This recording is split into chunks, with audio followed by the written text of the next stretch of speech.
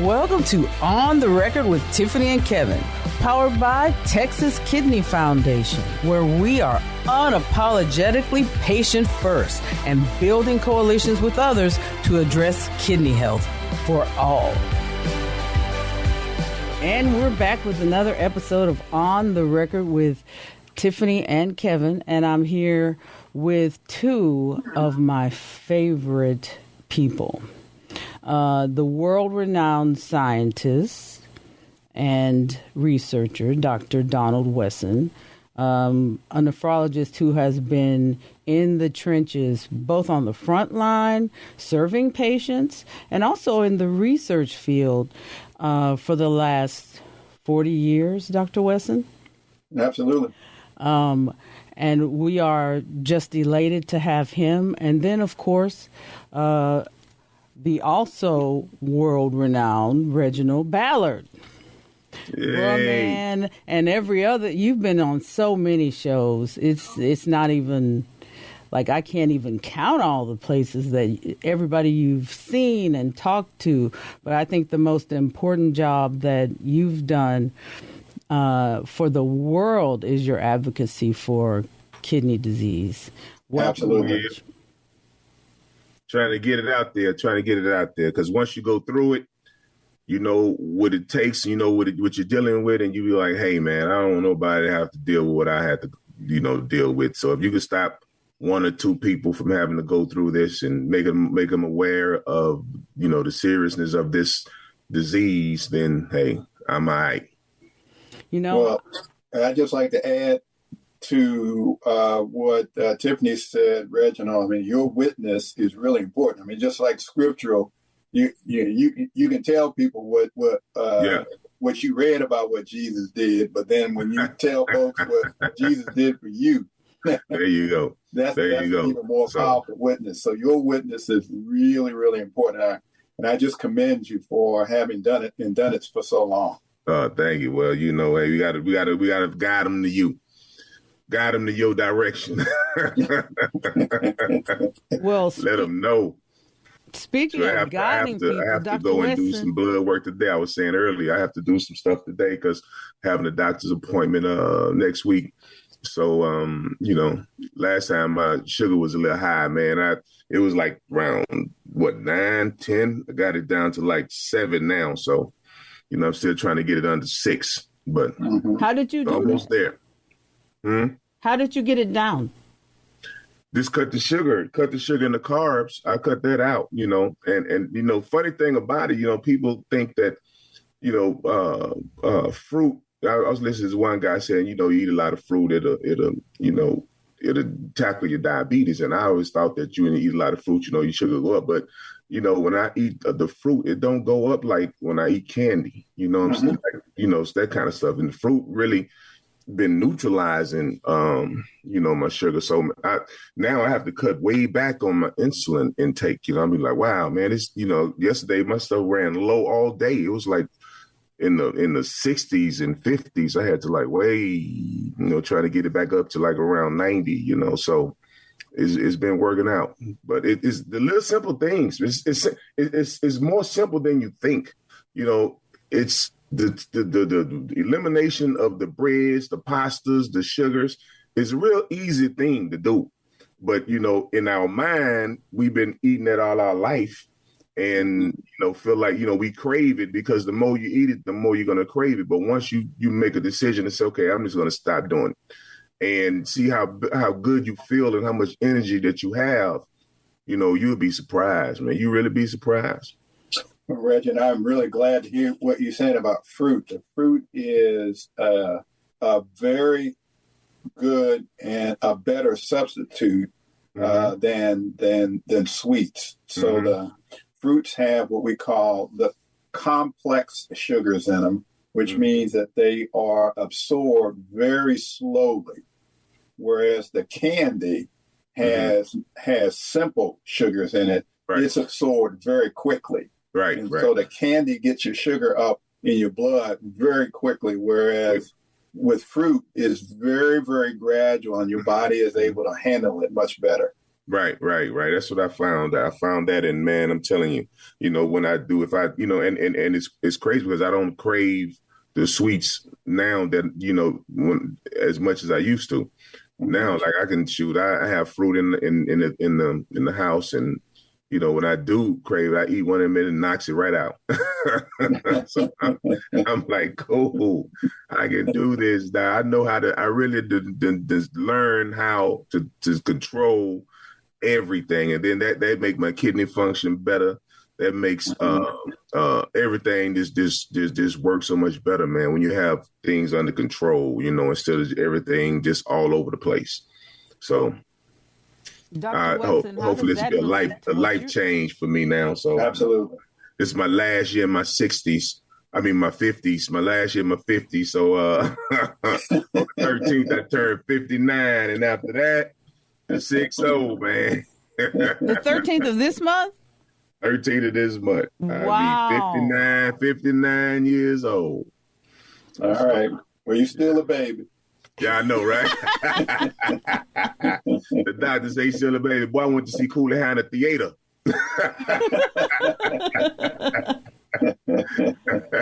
Oh, yeah. But I feel good, man. I feel a lot better, man. A lot better. I can't wait. Awesome. I used to be scared to go do my blood work, right? Because I know it's going to be bad. I can't wait to go now. I can't wait to go to get my blood work done now. I'm ready. Because it's going to be a good report. It better be. It better be. So, Dr. Wesson, can you tell us a little bit about your latest work? Because it's just been everywhere.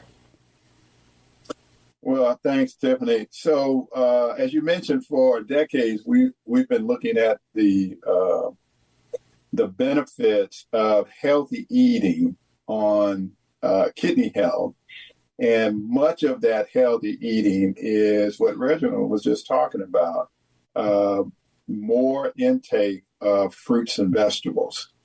And so, most of our work has been on folks whose kidney function at the beginning is less than normal. And we've been able to show that adding these fruits and vegetables improves the kidney health of individuals whose kidney function is less than normal.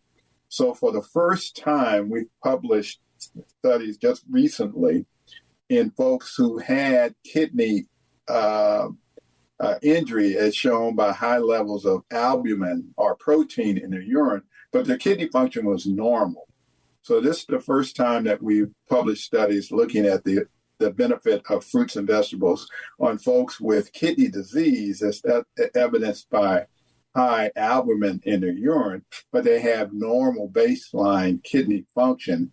And we've been able to show that fruits and vegetables are also protective of kidney health in individuals who start off with normal kidney function. So for us, that tells us that a healthy eating that includes high amounts of fruits and vegetables is good for kidney health across the entire spectrum of individuals who have less than normal kidney function, but even those who have normal kidney function, with the goal of helping to keep normal kidney function stay normal rather than have it reduce with time.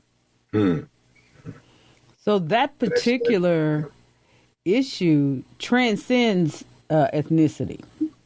Oh, absolutely. Right? Yeah. The folks that we looked at were broad in terms of ethnicity.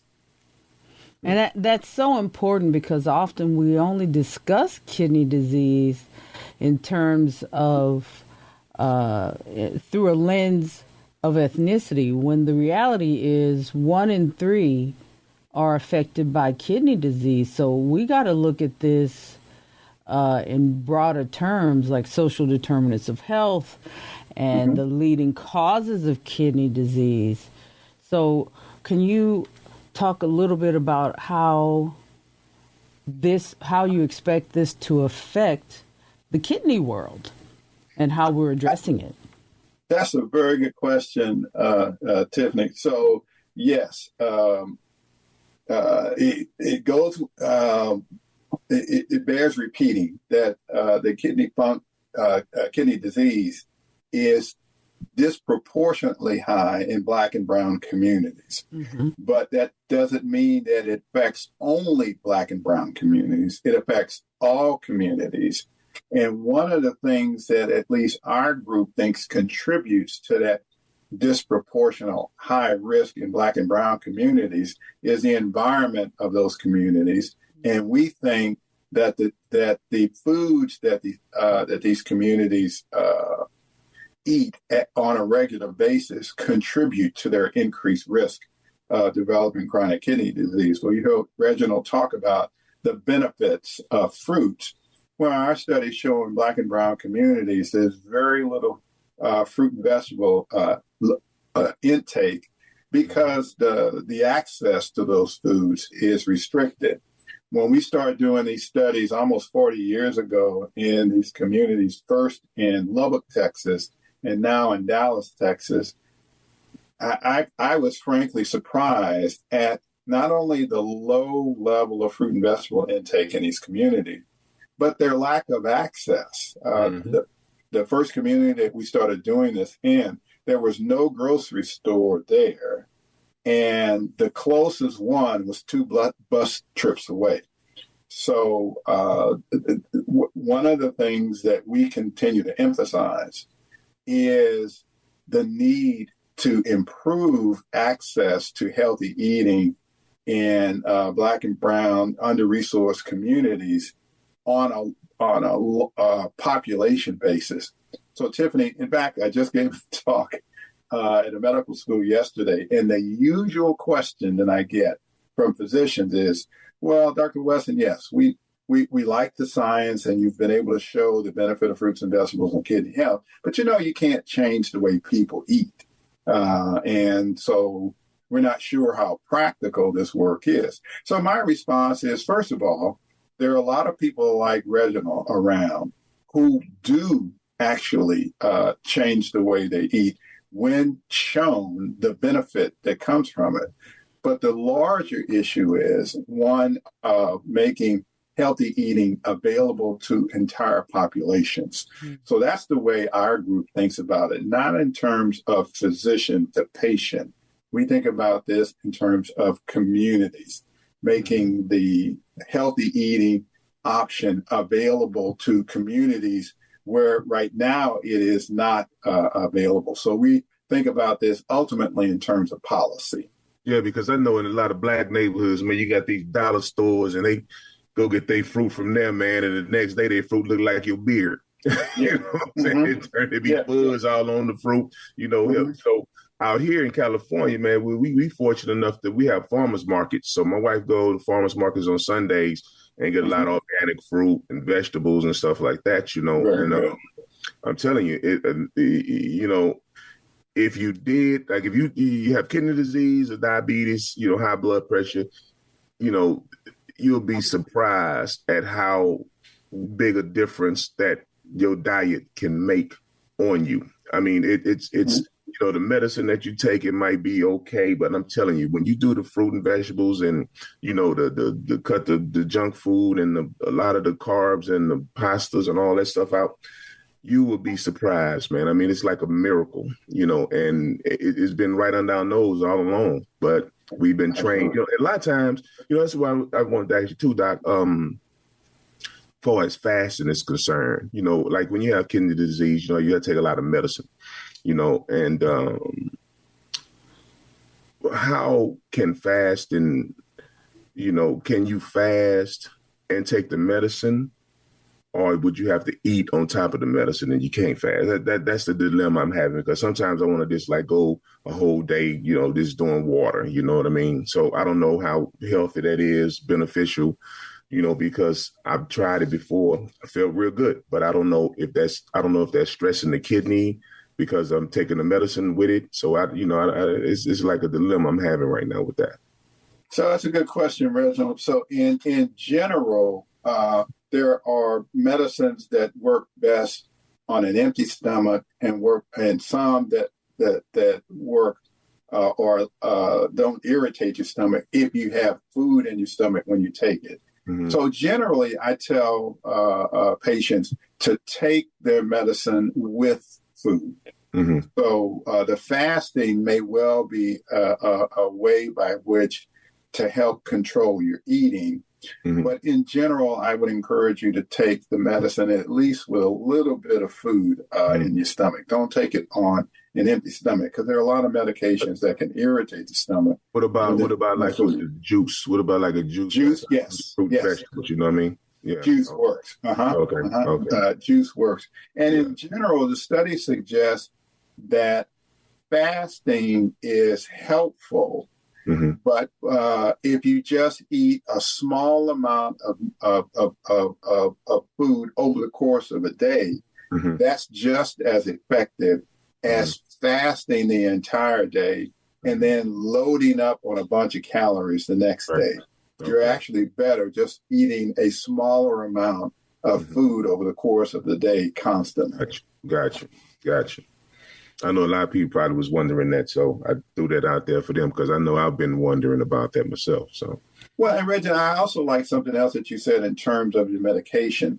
The healthy eating goes well in concert with the medication. I know there are a lot of individuals that I hear say, okay, I'm going to eat healthy and stop taking my medicines. No. The healthy eating combined with the medication is a good combination. Now, your physician may well see that with healthy eating, you may require lower doses of those medications, but don't stop taking the medication in substitution for healthy eating unless directed by your physician. Gotcha. It's not all or nothing, right, Dr. Wesson? That's correct. When you do those things in combination, eat healthy and work with your physician on your medication, it's a winner. It's a win for you. Working closely with your practitioner. And asking questions. And, when they see you adjusting your lifestyle to what they're asking you to do, man, the response is generally speaking, the response is a very good response, because now you're engaging this person who has devoted their time to health. They're going to be engaged because you're doing and following that direction. Absolutely. And Reginald, I really like what you said in terms of it being a lifestyle. So that's why our group does not use the word diet. We consider that as a 4-letter word, because it suggests that you're going to do something for a short time and then stop. Right. But I like what you are emphasizing. It's a change in your lifestyle. Yes. And it's something that healthy eating becomes a part of you. And the other engagement, healthy activities like physical activity and the like, that's also a part of it. So healthy eating, healthy moving, all works well. Yes. I agree, because I'm living witness right now, because I've been eating junk food for a long time, man. I'm a junk food junkie. That's my vice, because I never had a drink, never smoked in my life. And, but the junk food was my downfall. Now that I know that, what it has done, man. I mean, I still can eat, when I still see food, I still eat. I know how to pick the stuff. Like, I can still go to restaurants and stuff, and I can eat without eating the pastas, without eating, the rice and the breads and all that kind of stuff, because you go to Papados and Cheesecake Factory, and they give you all the bread up front. So you done already carved out before your food. That's exactly right. That's exactly right. Blood sugar already high now, and the food ain't even get there yet. Yeah, and again, I have to applaud what you're saying, Reggie, because even at those restaurants, if you're careful, you can pick out foods that work. Yes, yes, you can, man. You can, and still be. I mean, you can still eat your salmon, your steaks, and all that, and you just surround it with vegetables, and you good. You Yeah. get some grilled vegetables and some, all that kind of stuff instead of having the pasta on top of your chicken. Correct. And one of the things that I encourage folks to do, rather than eating that bread that they'll bring out first, ask for a salad. Eat that There you salad go. first. That's right. Because that's healthy and filling. That's right. That's right. And then when the entree comes, then you eat less of that entree. Yep. And that fiber gonna slow everything down, Yes. Especially if you're diabetic. It'll slow all that stuff down. So when you do eat, now you'll be surprised, man, because after I eat, I'm like, okay, I used to look at my sugar on my phone. I'll be like, oh, okay, what's it gonna be? And now I'll be looking at me like, man, it's still going down. So now I have to make an adjustment. I have to cut the insulin down. I'm taking, I was taking like 3-4 injections a day. Now I might just only have to take one and less. Instead of 10 units, I'm cutting it down to like 7, so it's like after a while, who knows? I might be totally off of the junk, you know what I'm saying? If I keep doing the right thing. So that's my goal right now. That's my goal. Now, let's talk. We've talked about lifestyle. Let's talk about early detection and a little bit about what you are, how important finding out early is. It is the earlier, the better. The earlier the healthy interventions are instituted, like healthy eating, the better response that you'll get. And you heard me talk about indications of kidney injury through urine albumin excretion. That's something in recent years we've recognized, that the higher the amount of this protein in the urine, what we call the urine albumin excretion, the greater the risk for having kidney disease, and the greater the risk for established kidney disease for getting worse with time. So for a long time, we've emphasized dipstick measurements for sugar in urine to look for diabetes. We are now emphasizing dipstick measurements of albumin in the urine to look for evidence of kidney damage or the presence of kidney disease. And so that is really important in Tiffany, the Texas Kidney Foundation has really made its name for this community-based screening. But I would add that physicians in their offices, particularly primary care physicians, make this more of a priority, particularly for individuals who already have diabetes and already have high blood pressure or hypertension, because those are the two major contributors to chronic kidney disease in the United States. So any individual who has diabetes and or high blood pressure or hypertension should have their urine screened for albumin at least once a year. Well, I tell you what, I know you have to go, doctor, but in layman's term, I'm going to break it down for black people, did what you just said. He just said, if you go to the bathroom and pee and you come back the next day and you see little sugar black ants around your toilet, you need to go get checked. Because you might have sugar in your urine, all right? Yeah. Mm-hmm. In Roman times, that's how they could tell that somebody had taking in too much sugar. It was that very thing. What you're saying right there is that they, that was before we had the technological advances we have now. But, Dr. Wesson, thank you for joining us this morning. I know you have another meeting, and we look forward to seeing you this weekend, where we're going to provide the first genetic testing for kidney disease, 385 alleles in community, and also testing, as we always do, for diabetes and hypertension, chronic kidney disease. We will be doing that under the guidance of Dr. Wesson. So we thank you for that, and we thank you for the service you've provided for the last 40 years to our communities. Thank you, Tiffany. And again, thank you, Reginald, for your very important advocacy. Thank you very much, Doctor. Rare and chronic kidney disease affects millions, yet many never receive the treatments that could save or improve their lives. This isn't just a medical failure, it's a failure of our system to provide what's necessary for our people. We're calling for a healthcare change where preventative care and effective treatments are not just developed, but are made widely available. Join us in this fight for accessible health solutions.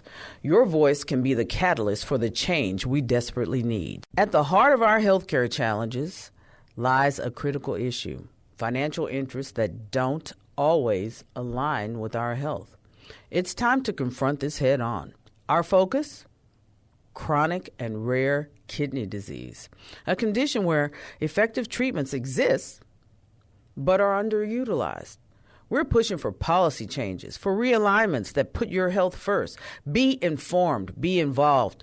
Together, we can ensure that our healthcare system works for us, not just for profits. And we're back with On the Record with Tiffany and Kevin, and it's just me and Reg. That was a really great interview with Dr. Wesson. Yes. I like that. You know, whenever we're talking about kidney disease, lifestyle to me is probably equal to early detection. Mm-hmm. There's three things that I think are the most important aspects of kidney disease that we should be looking at. And that's finding out early, what are we eating, how are we treating ourselves, you know, and then the mental health side. Those three things, if we can get a handle on those three, we can kick the butt of kidney disease. Yes. It doesn't, we literally have within us, I mean, people are always looking for a benevolent benefactor or somebody to come and save them. Well, we can save ourselves. That's right. By finding out early. And that's just with a free test, which we're providing. Yes. And, you know, Reg, I say the same thing as Dr. Wesson about you. I'm very thankful for you and your advocacy. Hey, you know, the thing is, you know, I appreciate it, but the thing, you know, your advocacy, you know, what you and Kevin doing, man, it's like you need that type of stuff because, you know, like the doctor was saying, you know, we don't have access to a lot of the good. I mean, you go to our neighborhoods, man, you have about 4 or 5 churches, chicken and Popeyes and stuff like that. And, you know, it just adding to the problem, you know. So if we can make somebody aware of, look, simple changes can really save your life. And it's not what you have to do. It's what you have to stop doing. It's easier to stop doing something than having to do something. You know what I mean? So if you stop doing the things that got, you know, like this, what's the saying is, to get something you never had, you got to do something you never done. Mm-hmm. You know, so to get healthy, you know, we have never, ever as a people fasted. You know, we have never, ever just stuck to fruit and vegetables and stuff like that. You know, we have vegetables, but we cook them to death. You know, you might have green beans, you know, but you put fat back in it. You know, you have greens, you're going to put ham in it, you know. So, you know, when you eat food in the more natural state of the fruit and vegetable, you know, the healthier you're going to be. And that's the truth, man. I'm living proof of that. You know, last time I went and got my blood work done, you know, it got a little better because I was started. This time I've been sticking to it, and I'm looking forward to seeing what it is today. So, because like I said, I feel a whole lot better. And, you know, my knee, you know, I've been having knee problems, you know, since college football. And I noticed when I don't eat sugar, my joints don't hurt. The knee don't hurt. And that's amazing. You know, that injury such as what I had the total knee reconstructive surgery on my knee. But when I cut the sugar out, it don't affect it. It just makes it feel like it's normal now. I don't have a lot of sugar in my joints to make you feel achy and all that kind of stuff. And you know, it's easy to stop. But then again, it's real hard to stop because we've been doing it all our lives. Well, I want to tell you that you've said that to me several times. So let me tell you what that inspired in our team over here. We started looking for what are the programs that address this. And so we found, and you'll see this in where we're located. There's a place called Chicho Boys, and it's it's a little food market, and it's all fresh fruits and vegetables. They have some other things in there, but the vast majority of it is fruits and vegetables. And so what they offer is to people who have EBT cards, so who are receiving some government assistance for their food, they get their fruits and vegetables 2 for $1. So every time they use that card, they pay half the price of the fruits and vegetables listed. So they can get apples and oranges for, $1. Oh, that's cool. All of the cost is half. Yeah. Same thing. There are several programs like that, and it's good fruits and vegetables because I went over. I was like, I try to be like Columbo out there looking, trying to see like what's you showing your age now, talking about Columbo. Go ahead.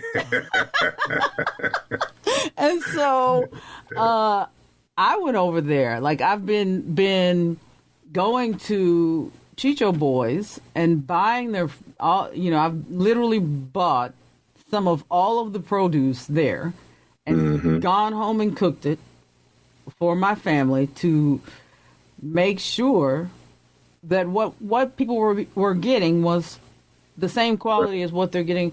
I actually feel like the produce there is just as high quality as at any grocery store in Texas, and it's the access to those groceries because it's located in 78207. That's the one of the poorest zip codes in San Antonio. And just looking at that particular model, in terms of what people can access and eat, how can they incorporate more fruits and vegetables? Well, if your money if you got $60 in food stamps, and instead of buying whatever, you can get $120 in fruits and vegetables. Oh, wow. That's pretty good. That's a big change. That's a big difference. So you've got the government doing a good thing by the people in terms of promoting healthy eating. We simply have to point people in the direction of, hey, here's an opportunity to do something better for your family and feed them. Yes. In a better way and more. You can head off a lot of the medicine with if that food could be your medicine. You know what I'm saying? We have farmers markets out here and I'm pretty sure they have farmers markets out there. They have an app on your phone you can get called Farmers Market, something to tell you where all the farmers markets are around your your neighborhood or in the city or all over the country. So sometimes farmers market you can get real good deals on some of the fruit and vegetables that they have out there, and they have all kinds of things. So you get your stuff from there, and you get whole food, whole vegetables without the pesticides and. But any form of fruit and vegetables is going to do your body a whole lot better than what we've been putting in it.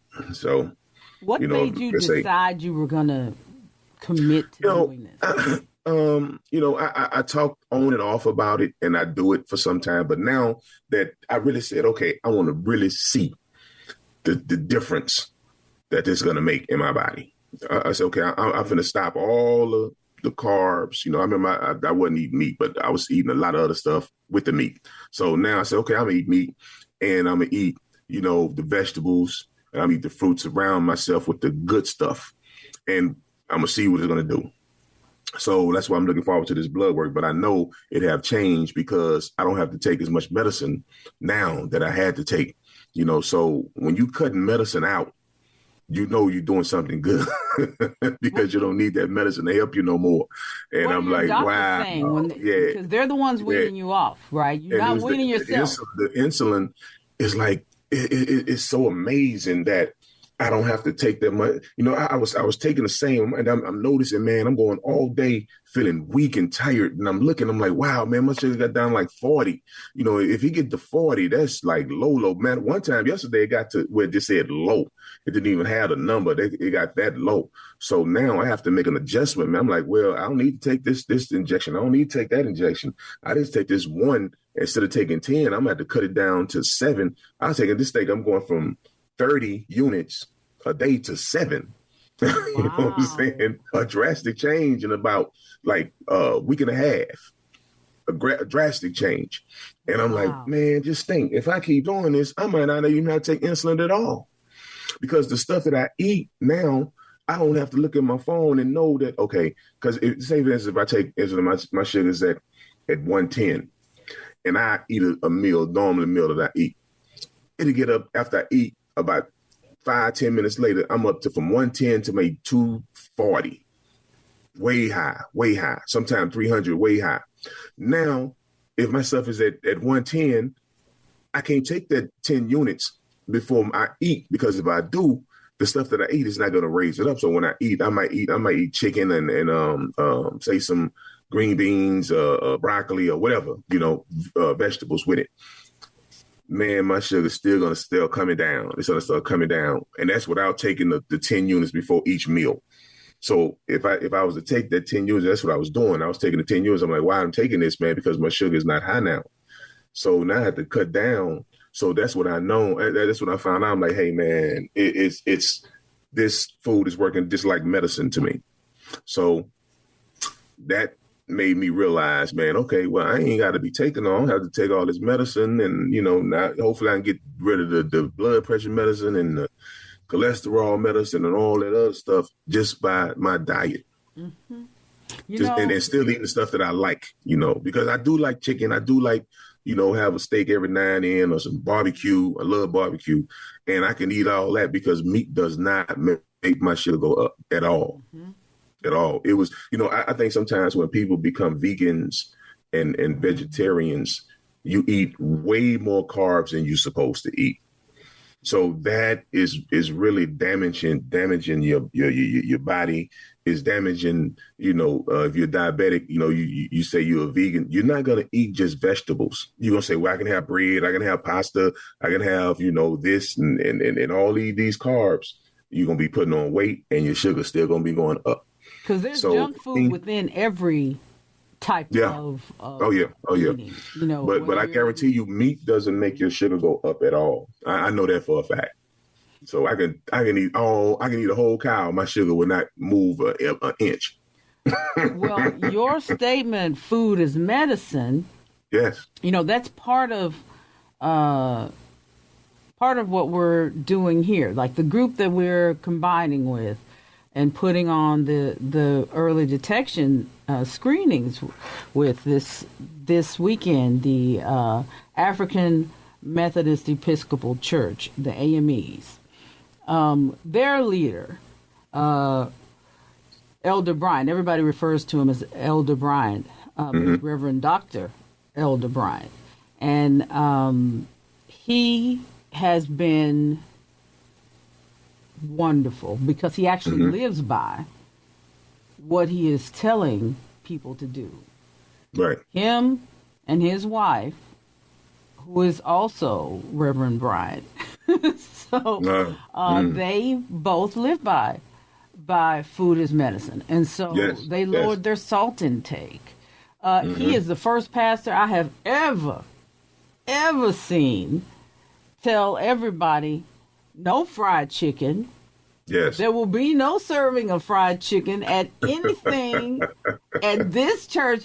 And when I tell you, it turned the place out like people were mad. You would have thought somebody had come in there and kicked someone in the knee because cutting out fried food was just not Yeah.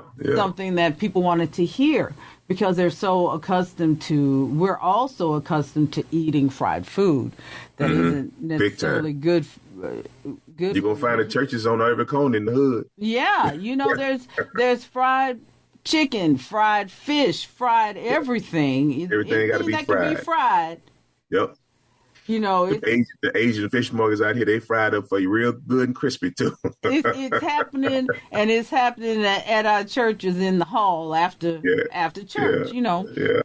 So when he did that, when he said it, people listened. Yeah, okay. And so the next time they had an event, they had a few events, and then they get to an event and they trying to serve up some fried chicken. He said, I already told you, you take this chicken and you can bake it, but you're not going to fry it. Yeah, and you can bake it. Yeah, bake that bad. Same as good, just as good. Bake it up. And he stopped him. But he started this program called Food is Medicine. And we've seen Food is Medicine programs all over. We do a Food is Medicine program. But literally teaching the congregations that he's over how to cook the very things they like. Like I went to one of their cooking demonstrations on greens. And he brought in somebody and he put, the traditional greens next to the much better version. Right. Easier version. And I will tell you that right there doing that, he took a stand for people's health and converted folks. He also put in some gardens at each one of those churches and harvested the vegetables and gave them to the people in the neighborhoods and stuff. I mean, just really living by that. So that was why we chose that particular set of congregations to work with, because in terms of getting out, we always say we're out in these streets doing the work. Right. Well, you can talk about needing to do something about kidney disease, but it's different when you're actually getting out in the streets and making sure that people have what they need. Right. And so when we were out in the highways and byways, we constantly kept running up on these folks, seeing them everywhere. This one brother and his wife, they're everywhere. Yes. And so Elder and Reverend Brian, the two of them. Now, is that the Reverend that had the kidney no, issue? that's not. In fact, he knows the Reverend that had the kidney transplant. Okay. He was one of the ones that was like, hey, talk to him. Yeah. And help him out. He's a great guy. He was one of the ones he was actually one of the first people that talked to me about the other pastor that you're talking about. So Elder Brian has always, he's just there, doing what's right in terms of the entire concept of a person. Right. What are you eating? What are the social determinants of health that are affecting people? They also work with the mental health side. So the whole gamut of how to address kidney disease, because we touched on that with Don. You have to take a holistic approach and not simply one thing. Oh, we'll just find the disease. Well, when you find the disease, what's next? We've got to have an entire plan laid out, and we do. And to see people who are like-minded, that has been just phenomenal. So I'm excited because this is a historic moment. And that's tomorrow. Y'all doing the event tomorrow for the event is Saturday. It's Saturday. It's because I thought you said now what's happening tomorrow, October 4th. Tomorrow we are having a dinner with Dr. Wesson, Tommy Calvert, some of the leaders here in San Antonio, and teaching them, along with 8 along with C.A. Whittier Medical Society, so that's the Black Doctors Society. Oh, okay.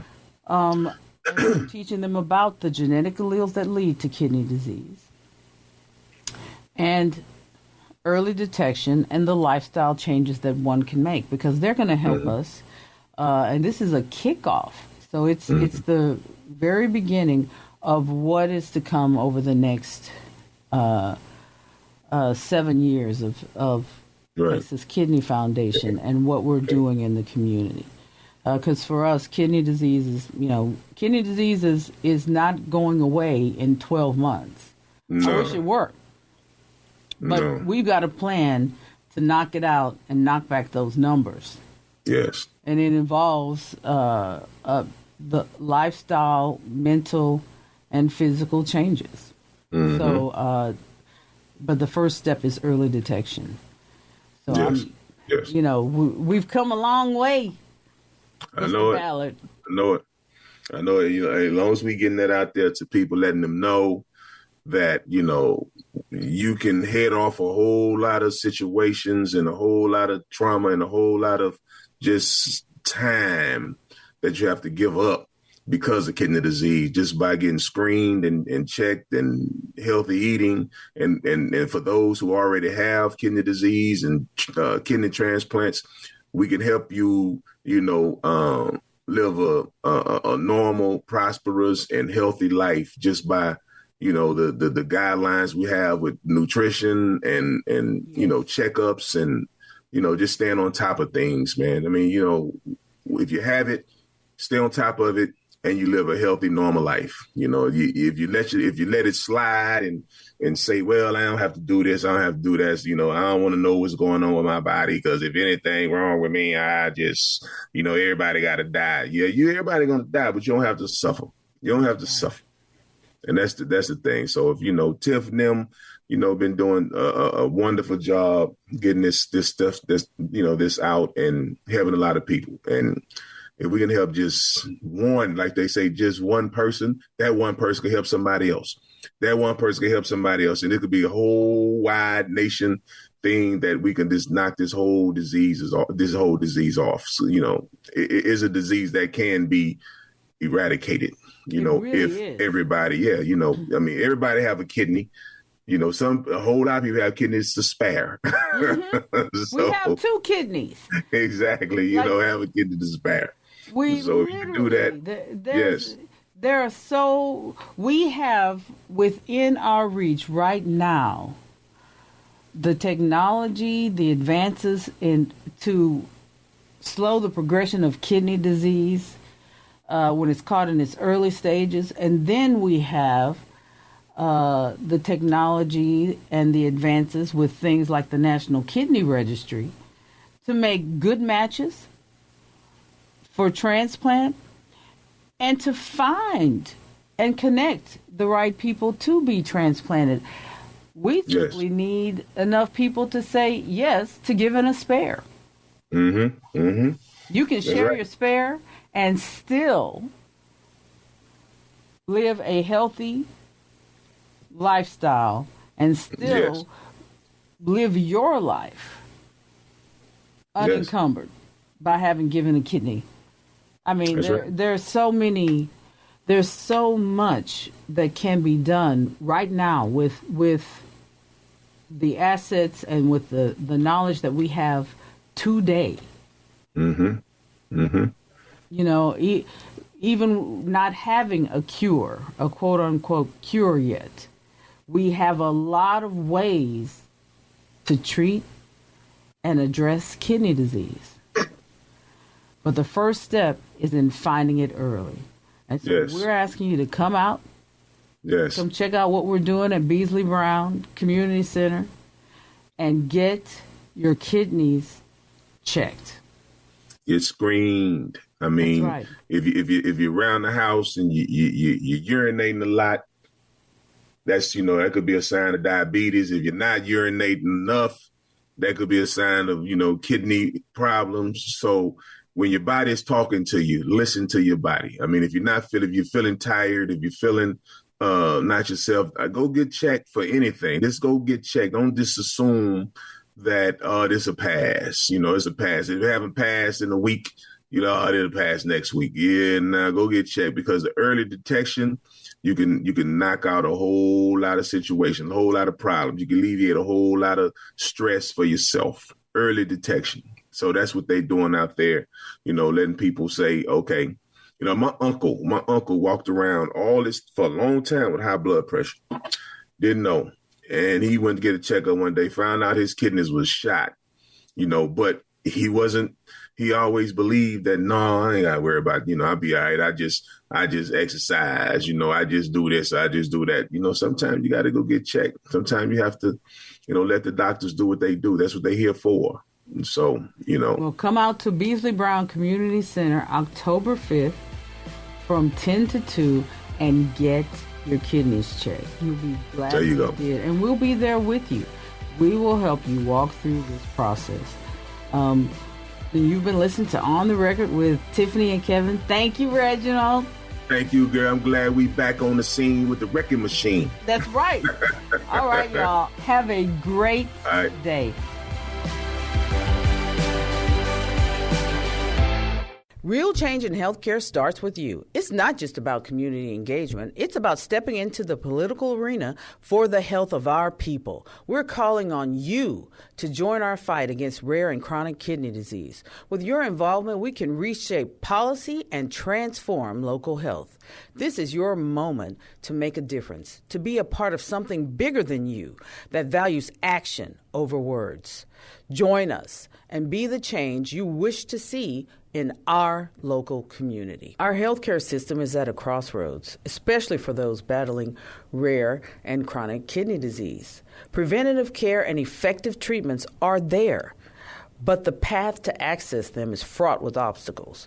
We need policy change, system overhaul, and a commitment to making these solutions available. We're not just talking about rare and chronic kidney disease. We're talking about transforming how we care for every American. Stand with us, advocate for change, and ensure that our healthcare system serves the needs of all Americans, not just a few.